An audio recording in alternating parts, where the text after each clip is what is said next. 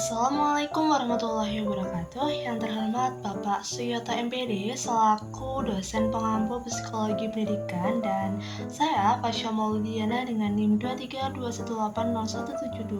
Saya berasal dari kelas 2D PGSD.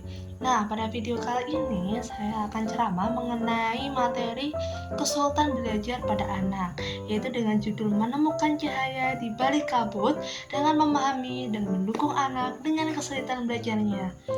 Nah, teman-teman tahu nggak nih, dalam dunia pendidikan itu bagaikan taman yang harus dihiasi dengan bunga-bunga yang mekar dan beragam.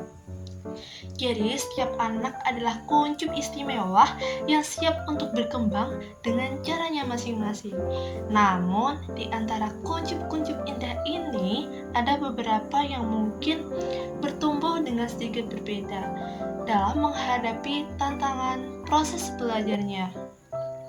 Kesulitan belajar merupakan salah satu tantangan yang harus dihadapi oleh sebagian anak. Hal ini bisa bermanifestasi dalam berbagai bentuk seperti disleksia, disgrafia, diskalkulia, dispraxia, dan lain sebagainya. Nah, masing-masing kesulitan belajar itu memiliki ciri khas dan membutuhkan pendekatan yang berbeda juga. Yuk kita lebih mengenal macam-macam kesulitan belajar.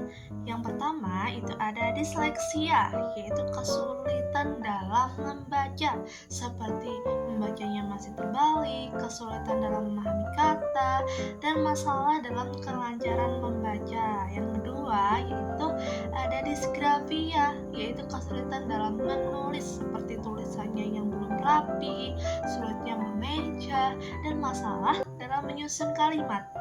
Yang ketiga yaitu diskalkulia, yaitu kesulitan dalam berhitung, seperti memahami konsep angka, kesulitan dalam operasi matematika, baik penjumlahan, pengurangan, perkalian, maupun pembagian, dan masalah dalam memecahkan masalah matematika. Selanjutnya yaitu ada dispraxia, yaitu kesulitan dalam koordinasi dan pergerakan motorik, seperti canggung dalam gerakan, kesulitan dalam menulis, dan masalah dalam mengikuti instruksi.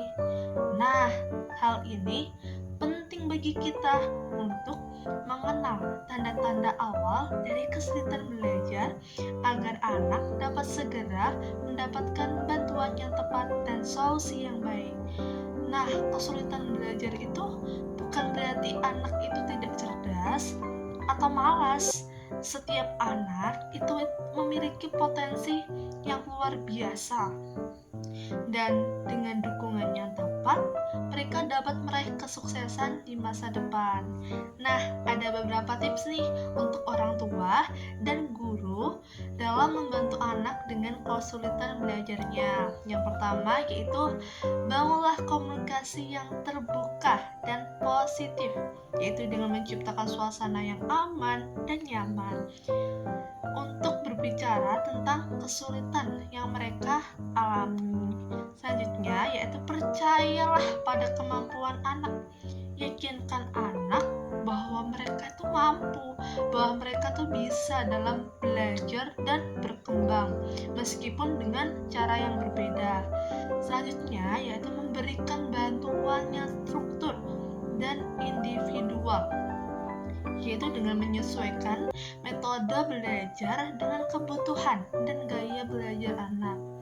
Selanjutnya, bekerja samalah dengan orang yang sudah profesional. Konsultasikan dengan psikolog atau terapis untuk mendapatkan diagnosis dan intervensi yang tepat.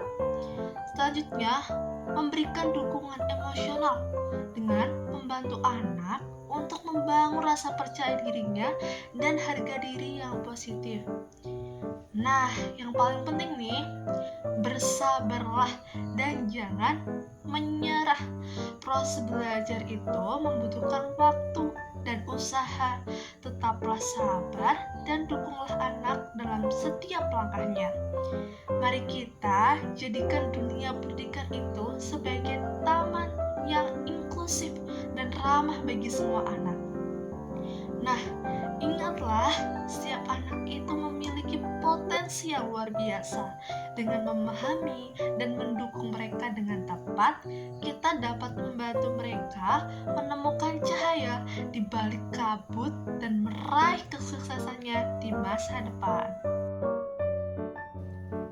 Nah, teman-teman, simak video kesulitan belajar pada anak berikut yuk. A N Dibaca. pitik Ayam. ayam I Oma T. T I K bebek Itik. iti U D A N G iwak Udang. udah. Nah, teman-teman, video tadi itu merupakan video anak yang mengalami kesulitan belajar. Dalam video tersebut, situasi di mana anak mengeja huruf tetapi melihat gambar dan membacanya dalam bahasa daerahnya. Meskipun itu tidak tepat, itu merupakan hal yang wajar loh yang terjadi pada anak-anak yang sedang belajar membaca.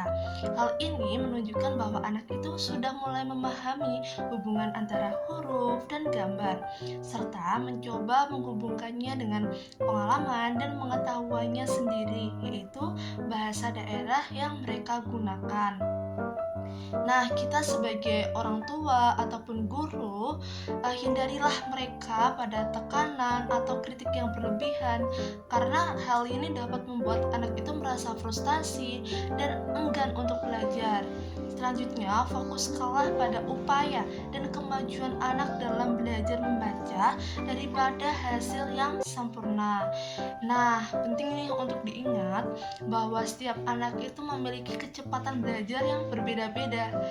Dorong anak untuk menggunakan bahasa Indonesia saat membaca, meskipun mereka masih menggunakan bahasa daerah untuk memahami gambar. Nah, hal ini itu akan membantu mereka belajar menggunakan kedua bahasa dengan baik, dan kita sebagai guru maupun orang tua, kita sebaiknya memberikan contoh yang baik. Jadilah contoh yang baik bagi anak dengan menunjukkan minat pada membaca dan menggunakan bahasa daerah, bahasa Indonesia dengan baik dalam kehidupan sehari-hari. Nah, penting untuk diingat bahwa setiap anak itu kan memiliki proses belajar yang berbeda. Jadi kita sebagai orang tua maupun guru, kita sebaiknya bersabar dan memberi dukungan dan menciptakan lingkungan belajar yang positif untuk membantu anak mencapai potensi terbaiknya dalam belajar membaca.